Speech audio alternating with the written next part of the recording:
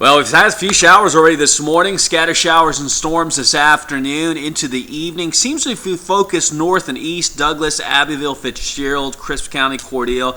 Those areas seem to have the best chance of rain and heavy rainfall this afternoon into the evening hours. Tomorrow, a little bit more of a focus south, but Saturday it is coming in early and often with showers and storms producing locally heavy downpours.